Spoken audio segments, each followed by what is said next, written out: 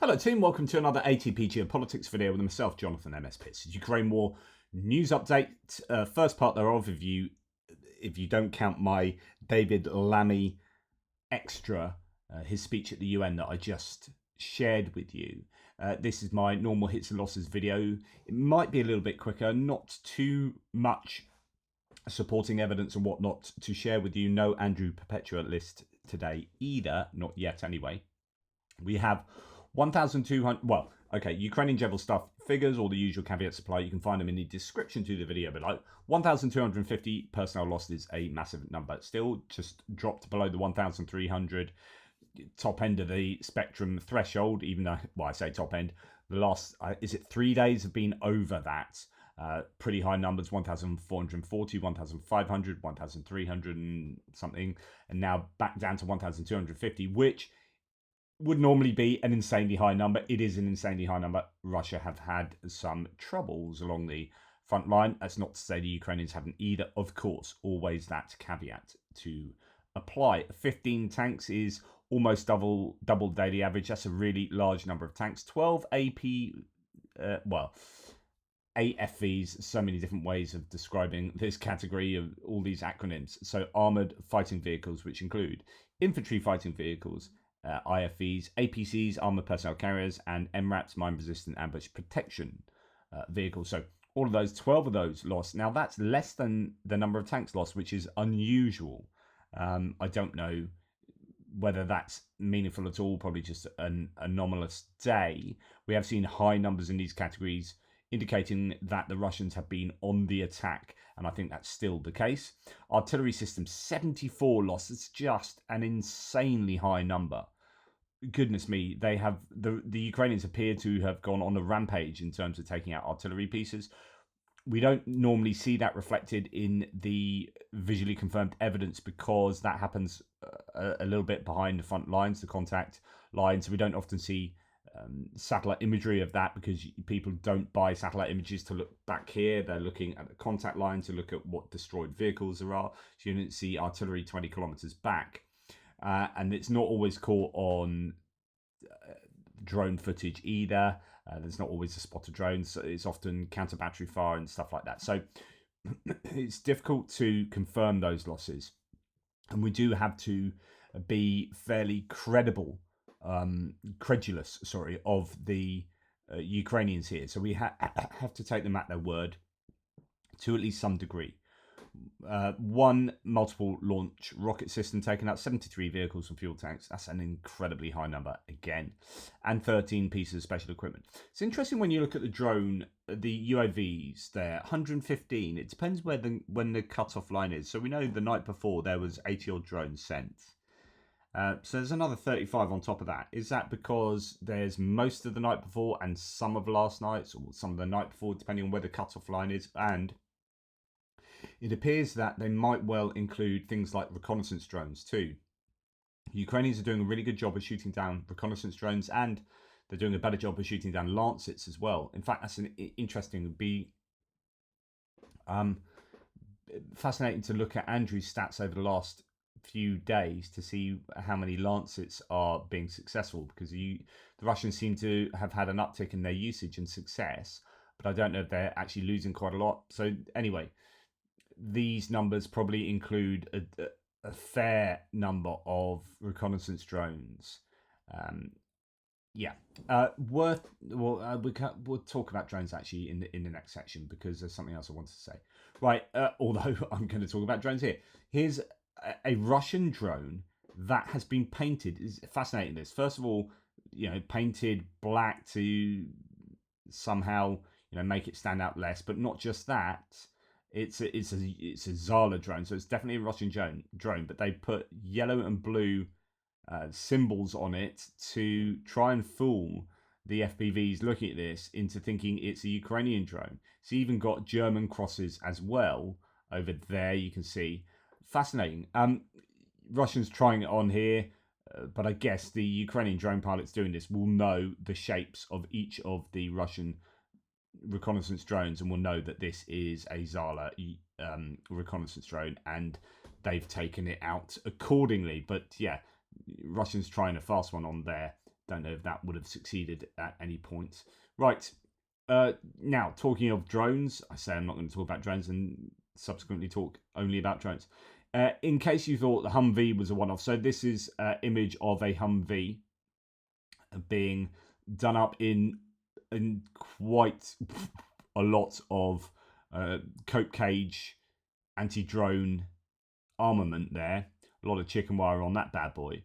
But that looks like it would be fairly good at stopping at least some of the smaller FPVs and whatnot. Here we've got a Russian tank done up like a tracked garden shed, as we say. So there is so much evidence of both sides adapting vehicles so that they are protected at least somewhat from drones. And here we have a selection of Ukrainian vehicles here.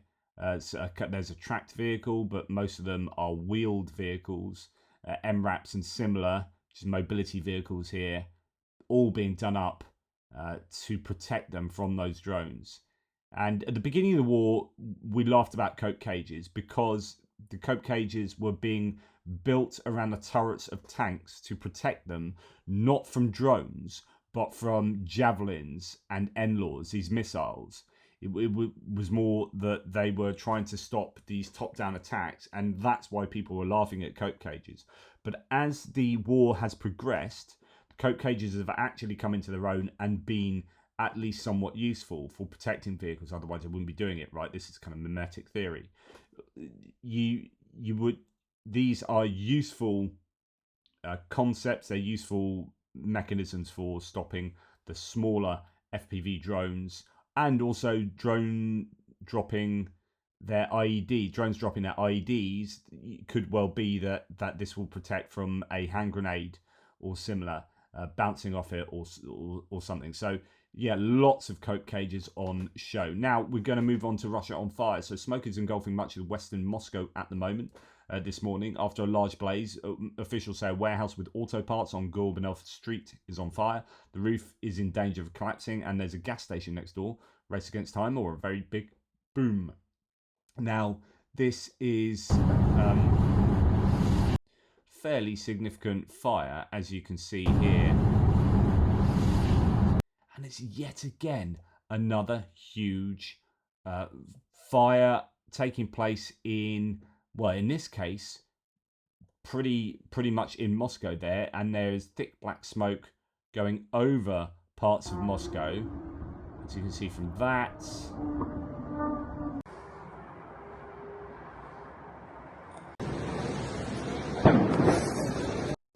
And there you go. So why I wanted to bring this up again is, one, it's in Moscow. Two, when you have smoke like that billowing across Moscow, and that is happening on a routine basis, a consistent basis, you must wonder whether your country's in the right place at the moment.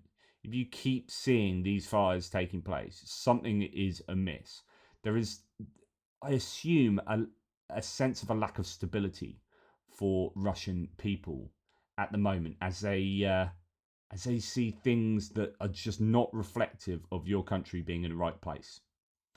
When you add that together with either having experienced yourself or knowing people whose family members have been killed in the war, and actually quite a lot of that taking place, when you are seeing that money is being diverted from healthcare or, I don't know, road building or education and diverted to the war, then this all builds to a sense of unease about where Russia is at the moment.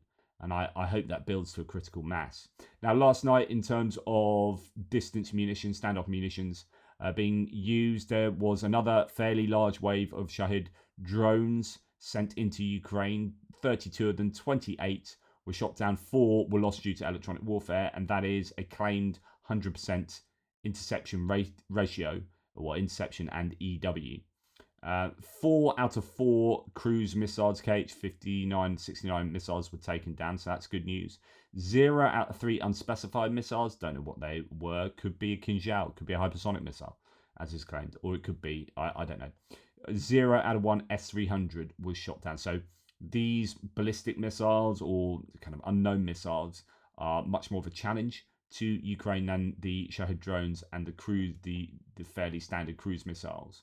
Um, yeah, so I don't know of what damage. I don't know of any damage done by those missiles where they were aimed. I'm sure news will emerge throughout the day.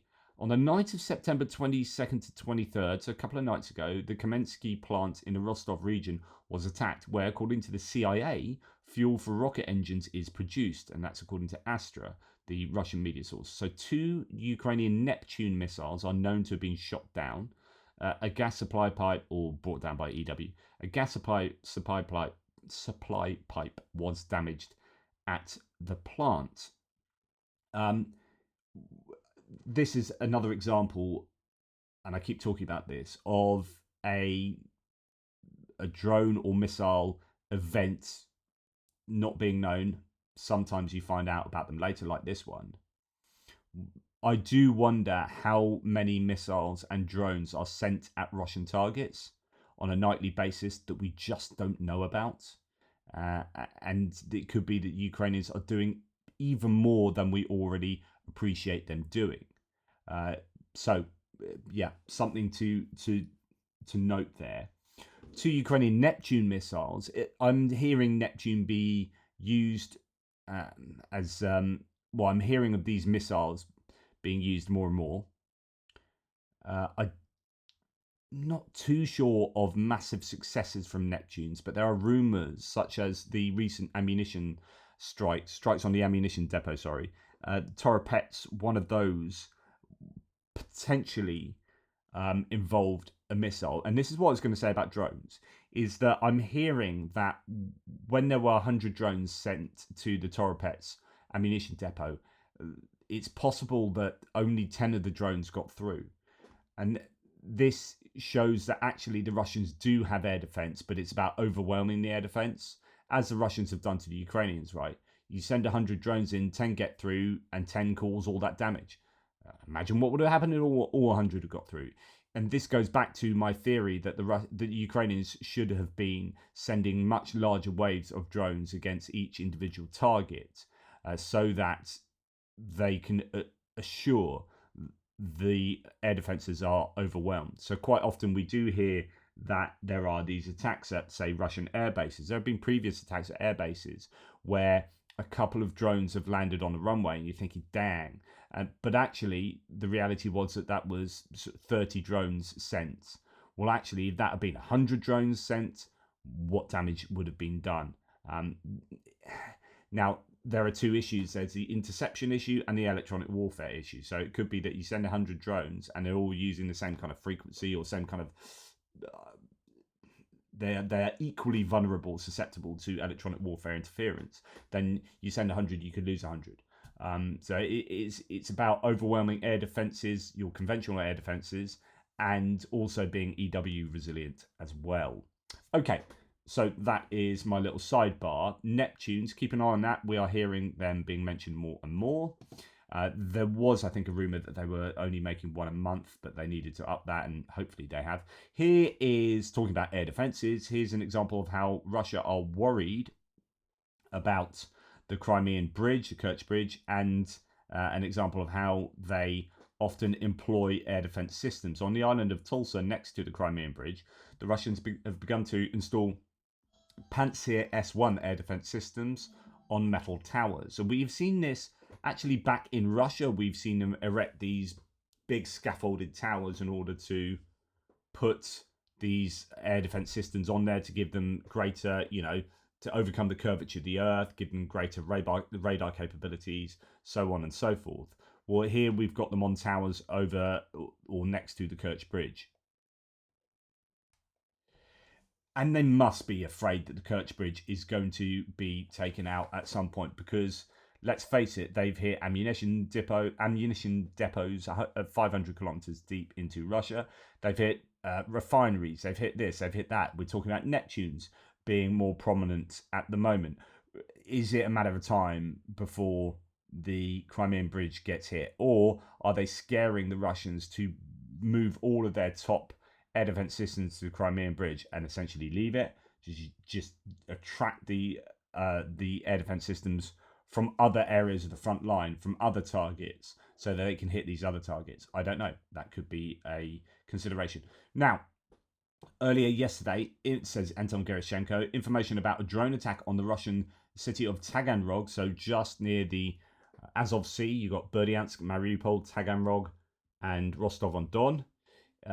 This footage appeared of it was supposedly a drone crashing into a warehouse. Later reports appeared that the warehouse is located near the strip of a military airfield.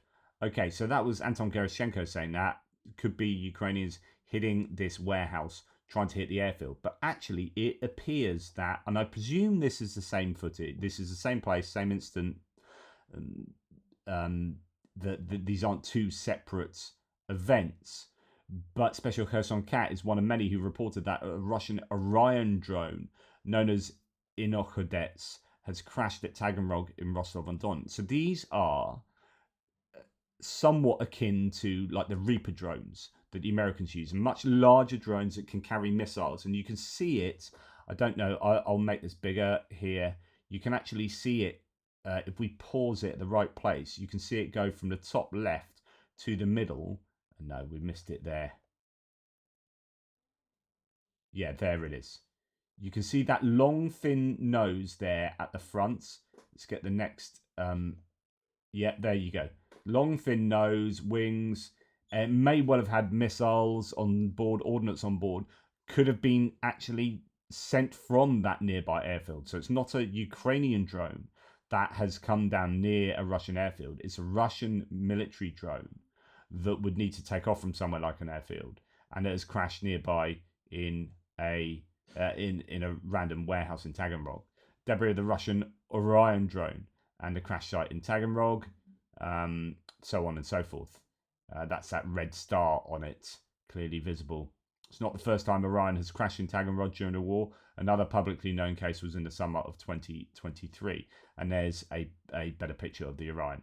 That's in this case a reconnaissance drone. So kind of like the Bayraktar TB2, that sort of thing. Good news that a Russian drone has crashed on a Russian piece of infrastructure. Right, now on to other bits and pieces. So, bad news coming from certain areas of the front line for Ukraine. 72nd Brigade of the AFU has started retreating from Vuhledar, according to Forbes. I presume they're pretty much out there now. I would assume it's lost. Analysts noted that the situation in the town is critical, and these are likely to be the last stages of its defence. They suggest that defence forces are likely to withdraw to Bogoyavlinka. That, quote, the latest assault on Vuhledar this morning, unlike many previous ones, seems to have succeeded. That's quite a good image of Vuhledar, actually. It gives you a sense of it being this random place in the middle of nowhere.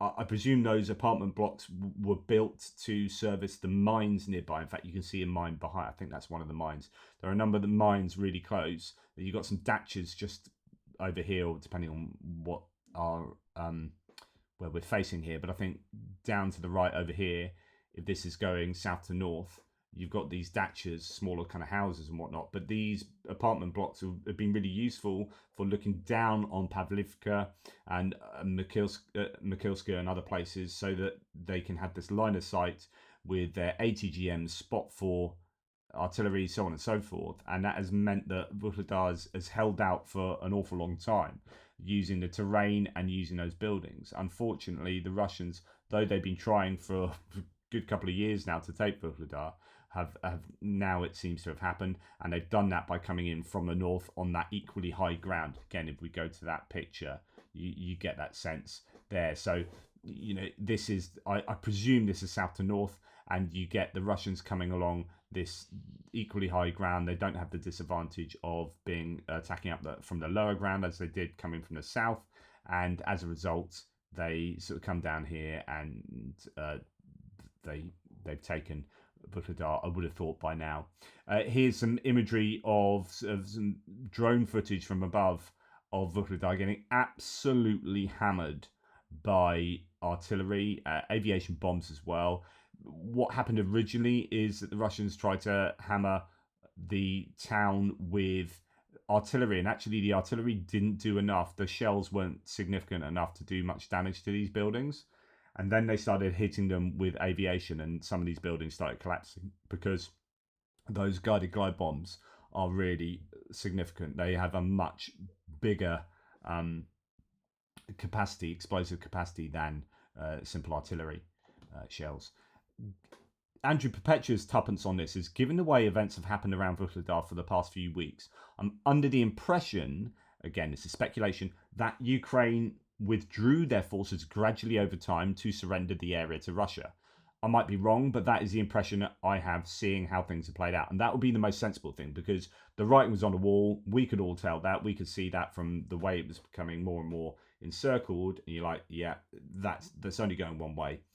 Having said that, over the past few days, it seems Russia has had a breakthrough in the area, which, if I'm right that Ukraine was withdrawing, perhaps might be in addition to the land Ukraine was willing to give up. So not only have they done an operational withdrawal, perhaps, but they've actually lost a bit more land as well. So he says, if I'm wrong, and Ukraine was genuinely trying to hold on to this land, then the situation is very dire.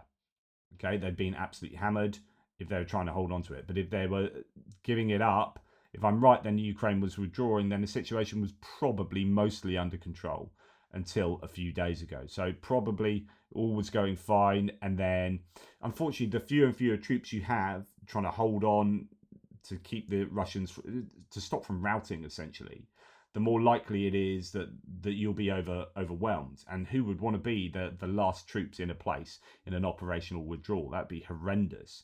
So you can understand that as it gets to the end of an operational withdrawal, it all just then suddenly just crumbles, and you can maybe lose a little bit more than you were hoping to. Anyway, that is Vuhledar, but it's also, you've got Mashevets, who's a Ukrainian war observer, the ISW calls him. You've got other places other than Vuhledar that are looking pretty dodgy. So he believes it's likely scenario that Ukraine will pull back from Selidove. So Selidove is southeast of Pokrovsk. It's one of these places that's still kind of holding out. Toretsk as well. I mean, it's looking all over for Toretsk really, and Vuhledar in the near future. I think Vuhledar is a goner. And yet, on the other hand, you hear things like, "Oh no, not that. No, not that. Oh, I've got the wrong one here. Let me find it." Because on the other hand, we're hearing things that kind of give you a bit of hope for Ukraine that appear to be a little bit different. Yeah, here it is. It's from the Washington Post, who report that Ukraine could launch a counteroffensive in 2025 if it enhances its mobilization capabilities and the West provides more weapons without delays. So there are these ideas that actually Ukraine is might well be in a position to be able to launch a large-scale counter next year. But then you're looking at the moment and thinking, well, there's still this question about, do they have these reserves? Are they being kept back for something else? Is that true? Is it that they don't have enough equipment for those reserves? Is it that they are happy enough to, I say happy, you know what I mean, to concede certain areas like Vuhledar and Pokrovsk because they have some larger plan in place? I don't know. There is a lot of speculation to do concerning that. Okay, I'm going to go. I was just looking for that post there, and I came across Andrew Perpetua's loss list, which is here. Whoop-de-doo. Okay, so we have, just in pure stats across all the equipment categories, about a 2-to-1 loss ratio, Russian to Ukrainian losses. If you take out the Starlinks and whatnot, the comms equipment that I don't normally consider too much, then it's even better for Ukraine. And we'll look at the types of equipment that Ukraine has lost here. So yeah, quite a lot of surveillance and comm equipment. A radar there, ST-68U radar, taken out by Lancer. I was talking about Lancers earlier. So 3 Lancers here, a couple of artillery pieces, D-20s, taken out by Lancers, and a radar as well. An engineering vehicle taken out by an Orion strike. That's interesting. So that's that drone I was just showing you, that Russian drone that looks a bit like the Bayraktar, or slightly smaller kind of Reaper drone, taking out an IMR-2 engineering vehicle. We have, so that tells you that, and you're going to have your engineering vehicles behind the front line. So it's going to be a case of using these larger drones to get much higher up in the air, so they're out of range of certain air defense systems or whatever, and then striking at, in this case, an engineering vehicle. Some tanks taken out, some Ukrainian tanks there, BMP-1 and a CV-90 destroyed. So those are the Swedish provided combat vehicle 90, the infantry fighting vehicles that are potentially the best in the world. Some say so. A couple of lost infantry fighting vehicles, quite a few APCs as well. Humvees, they're being destroyed in a fairly substantial number. 4 of those. A Senator, M113, Pantera, T6, Striker, etc., etc. Most of these destroyed, including MRAPs, quite a few of those. So that would indicate, if we look at the combat asset losses, it looks like about a 1.5 to 1, maybe 2 to 1 Russian to Ukrainian loss. So that's better for Ukraine. Ukraine are losing these because they're on the attack up in Kursk, is almost certainly there. So you wouldn't have seen all of these losses had it been just what was taking place a couple of months ago when Ukraine was just on the defensive. And when we look at the Russian losses, there's a helicopter, a Mi-8 that was if you look at the other notes, what destroyed it? Boys will be boys. Those are the 2 middle school boys who apparently broke into an airbase and took it out with a Molotov cocktail and a cigarette.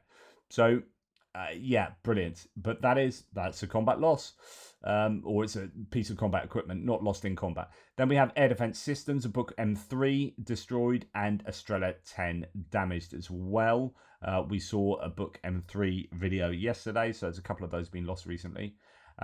Engineering vehicle also destroyed. Then we have 5 boats. Haven't seen boats, that many boats on the list for some time.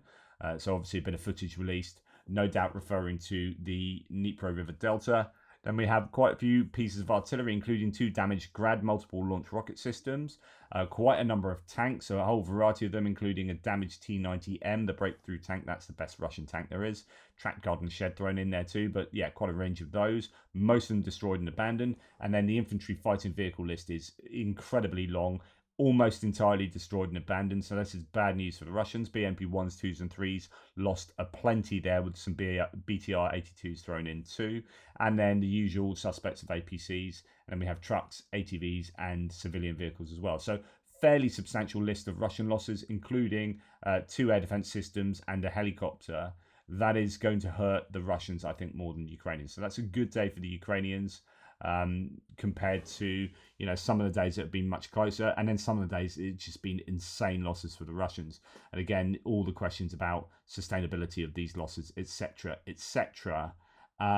Right, then we're going to return to where we were, which was the other bits and pieces. I just wanted to show you a bit of this video.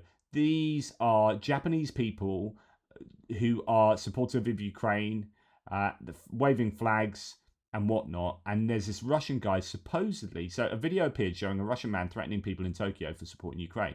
Molfar OSINT agency identified him as Danila Danilov Popov, a model from Moscow. He has a Russian passport and a US visa obtained in 2013, but has been living in Tokyo since 2011.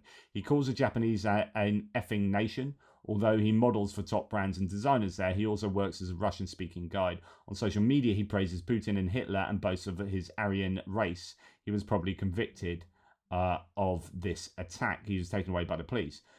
It just gives you an indication of like the mentality of some of these Russians. Here, he's having a go at her little child there. Just absolutely insane.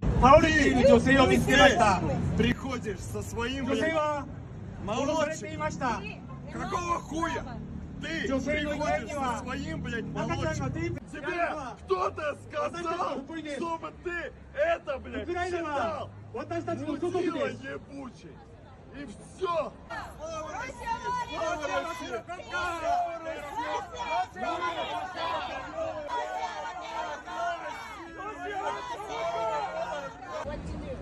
Если что-то вот это вот выложишь.